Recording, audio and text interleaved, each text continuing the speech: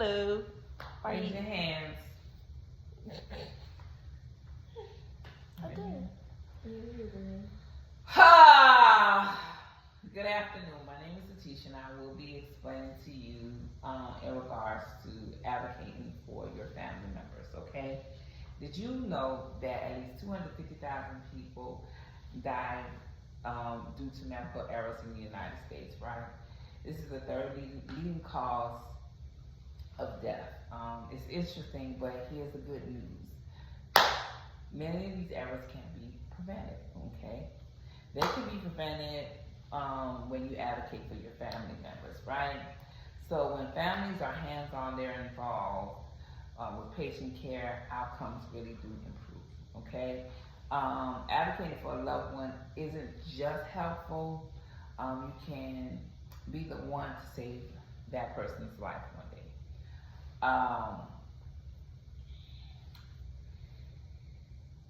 If a family member is in a hospital setting or even just in a clinic setting, that patient can, and usually they're very confused, uncomfortable, maybe a little irritated, right? But your voice really does matter, like I said.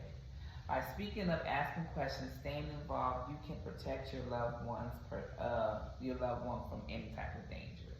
You know their history, their personality. You know the way they want things, pretty much. And that really does make a difference. Today I want to talk about 4 things, okay, that can help impact a patient's life. 1, aligning care with patients' needs. 2, providing emotional support and communication. And 3, reducing hospital readmissions, meaning once they come out of surgery or anything, they don't have to come back due to having the correct instructions, okay? First, we're going to talk about how advocating helps align with the needs of a patient. As a family member, you often know the person you are dealing with. You know the full picture. Things like past surgeries, medications, allergies, and underlying medical issues. Doctors and nurses may only see a chart, but you know the person personally, right? But you personally know the person's specific needs and circumstances outside of a clinic or a hospital. This can be a complex or a fast-moving medical situation. It just all depends on your family member. Second, being present offers emotional support and encourages better communications, okay? When a patient has someone in the room with them, they feel really, really comfortable. They really feel like, okay, somebody is standing up for me. I'm at ease a little bit, okay? You can help reduce their stress and provide reassurance that someone is there for them, right? You also become a communication bridge with doctors and nurses.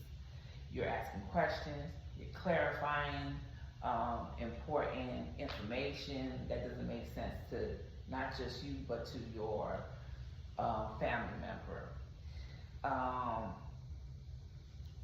Especially when a family member does come in and they're feeling really anxious or sick, they can't always speak up for themselves. So that's when you, as an advocate, come in to help assist your family member, right? Thirdly, families advocates are crucial to into preventing medical errors and complications, okay? While healthcare professionals do the best that they can do, mistakes still can happen, right? Such as administering the wrong dose of medications, overlooking allergies, or pretty much just failing to notice a new symptom. That does happen a lot before and after any types of surgeries, okay? An extra set of eyes and ears.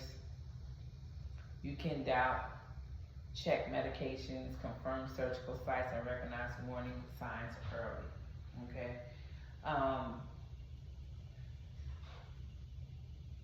Many serious complications can be avoided simply because a family member notices that something is going on with their patient, because again, patient better than anybody knows the patient, right? Lastly, family involvement plays a huge role in reducing hospital readmissions.